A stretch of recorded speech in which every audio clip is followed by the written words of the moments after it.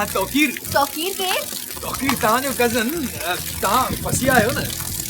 हाँ तू वसीम जो भाई। जी हाँ तव्हां वसीम खे सुञाणो था। हाँ एक बार दफ़ा मुलाकात थी आहे पर तू तो उनका काफी चेंज तो लगी। हाँ शायद तव्हां मुंहिंजी तारीफ़ करे रहिया आहियो। तुझे पास तो जो ओवर स्मार्ट हो सकती। हाँ हालो थी दुश्मन छा पागलपन आहे? तौकीर जा सॼा कपिड़ा आला थी विया आहिनि, पाण बि पुसी वियो आहे।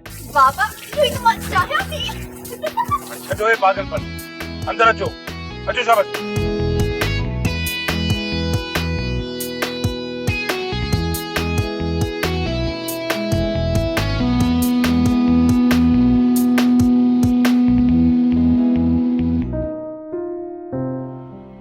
ठीक चार करना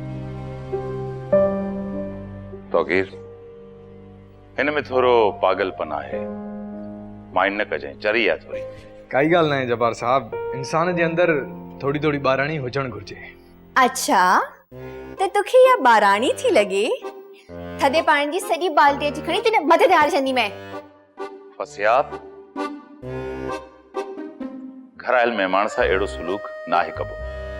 ओ त इहे मेहमानन पो तमा गरम पानी जी बाल्टी खणी अची इंजे मथे ते हारे छंदम। बस घणो थियो, हाणे वञ पंहिंजे कमरे में। बाबा छो अंदर वञा, हिते ॻाल्हियूं कंदे तो मज़ो पे आयो। मां चयो न बेटा, का ज़रूरत न आहे, वञ मूंखे तौकीर सां ज़रूरी ॻाल्हि करणी आहे। अच्छा पो मां हिते बस चुपचाप बीठी हूंदम, तहां पंहिंजी ज़रूरी ॻाल्हि करे छॾो। शाबाश हल।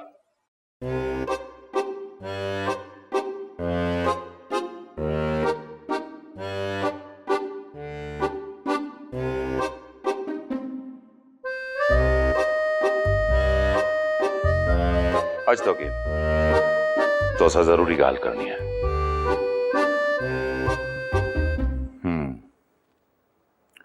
पर कॾहिं बि इहो ख़्यालु न कजे जो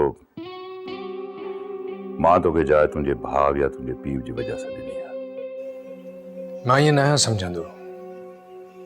तो में इलाही ख़ुदि एतमादी आहे, इहा ई ॻाल्हि मूंखे वणे थी। पर तौकीर हिते मां तोखे तुंहिंजी तारीफ़ ॿुधाइण लाइ न घुरायो आहे, तोसां हिकु ज़रूरी कमु आहे मूंखे।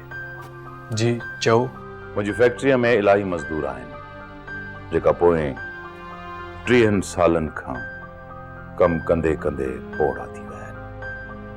हुननि जूं हॾियूं बि ॻरी वियूं आहिनि। इहे माण्हू ज़ंगिल पुर्ज़नि वांगुरु आहिनि।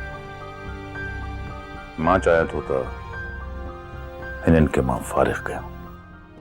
मां चाहियां थो त फैक्ट्रीअ में जवान खून अचे, पर इन पोड़ियुनि जी घणी इज़त आहे। यूनियन कॾहिं बि न चाहींदी जो ये फैक्ट्री छॾे वञे। तौकीर हे कमु तोखे करणो आहे, ऐं कीअं करणो आहे हे तोखे ख़बर हूंदी। तौकीर तो वटि सिर्फ़ु 1 महीनो आहे, तोखे इहो कमु 1 महीने में करणो आहे। ड्रामा सीरियल फासला जा तमाम एपिसोड्स ॾिसो हाणे HD क्वालिटीअ में। विज़िट करियो असांजो YouTube channel Sindh TV HD drama. Subscribe कयो असांजो official YouTube channel Sindh TV HD drama ऐं वधीक अपडेट लाइ बेल आइकन खे क्लिक करियो।